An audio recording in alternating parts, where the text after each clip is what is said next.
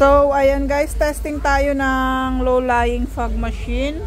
3,000 watts. Ayan, nilalagyan natin siya ng tubig para hindi umangat yung kanyang usok. Ayan. Bali yung level ng tubig natin guys is dito hanggang dito sa may puti. Kailangan hanggang dito umabot yung tubig niya. Ayan, itong puti na ano to, dalawa. Diyan yung level ng kanyang tubig bago natin ipa-power yan. Tubig, water. So, pwede na yan. Kunti na lang. Yan. Okay na. So, ayan yung kanyang tubig. Hanggang puti. Yan. Puti na dalawa. Kailangan nakatakip. Nakalakpal ng maigi. Yan. Ilalak ng maigi para hindi sumingaw. Para hindi umangat yung kanyang ano daw. Yung kanyang usok. Ayun. Doon, isaksak mo doon.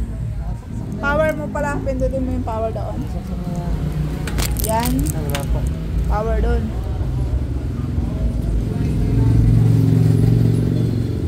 Yan siya. Saka ito yung lagayan niya ng liquid. Pag liquid. Meron siyang sariling pag liquid guys. Hindi siya pwede yung pang ano. Machine. Pang pag machine kasi yung pang pag machine is madali lang yung kanyang usok, madali matanggal. So ayan, naka-power na. Antayin natin. Standby lang muna tayo guys. Antayin natin na uminit yan. Nasa iyo yung remote? Yes, nasa akin na yung remote. Ito yung remote. Ito yung remote niya. So, ayan na guys. Ayan na yung kanyang usok. Yan, water at alcohol.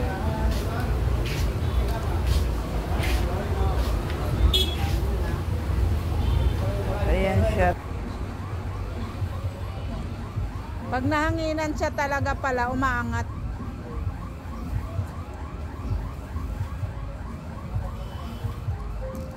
Bumabalik eh.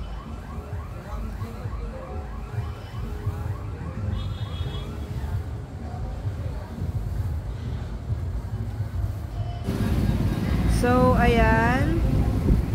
Sa mga gustong mag-order, PM nyo po ako guys. Ayan. Yung price natin yan is 28.5.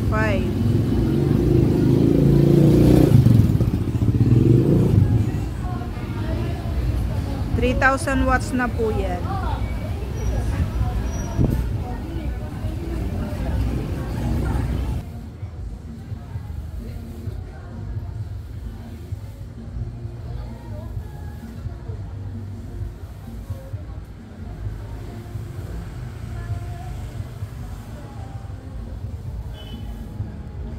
So, ayan na guys.